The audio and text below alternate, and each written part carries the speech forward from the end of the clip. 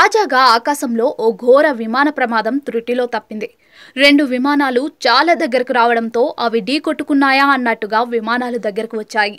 Land కాబోతున్న ఓ విమానం, takeoff అయిన ఇంకో విమానం గాలిలో ఢీకొట్టుకోబోయాయి. ఇందుకు సంబంధించిన వీడియో ప్రస్తుతం సోషల్ మీడియాలో వైరల్గా మారింది. ఈ ఘటనకు సంబంధించిన వివరాల ప్రకారం అమెరికాలోని న్యూయార్క్లో సిరిక్యూస్ హాన్కాక్ ఇంటర్నేషనల్ ఎయిర్పోర్ట్లో జూలై 8వ తేదీన ప్రధాన వాణిజ్య విమానయాన సంస్థలకు చెందిన 2 విమానాలు ఢీకొట్టుకోబోయాయి.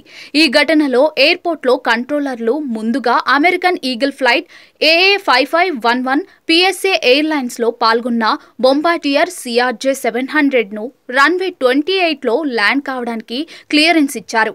ఆ తర్వాత కొద్దిసేపటికే అధికారులు delta connection DL5421 endeavour air నిర్వహిస్తున్న మరో C700కి అదే రన్వే నుండి వెళ్లడానికి అనుమతి ఇచ్చారు. దీంతో ఈ 2 విమానాలు ఆకాశంలో ఒక్కసారిగా చాలా సమీపానికి వచ్చాయి. ఆ సమయంలో ఆ 2 విమానాలు ఢీకొట్టుకునేంత పనైంది. ఈ ఘటనకు సంబంధించిన ఫ్లైట్ రాడర్ 24 వెబ్సైట్ ప్రకారం 2 విమానాలు ఒకదానికొకటి నిలువుగా 700 నుండి 1000 అడుగుల దూరంలోకి రాసాగాయి. ఆ సమయంలో డెల్టా విమానంలో 76 మంది ప్రయాణికులు ప్రయాణం చేస్తూ ఉండగా, మరో విమానం అమెరికన్ ఎయిర్లైన్స్ విమానంలో కూడా 75 మంది ప్రయాణం చేస్తున్నారు. ఇక మొత్తానికి అదృష్టవశాత్తు ఎవరికి ఎలాంటి ప్రమాదం జరగకపోవడంతో ప్రయాణికులు క్షేమంగా బయటపడ్డారు. ప్రస్తుతం దీనికి సంబంధించిన వీడియో సోషల్ మీడియాలో వైరల్గా మారింది.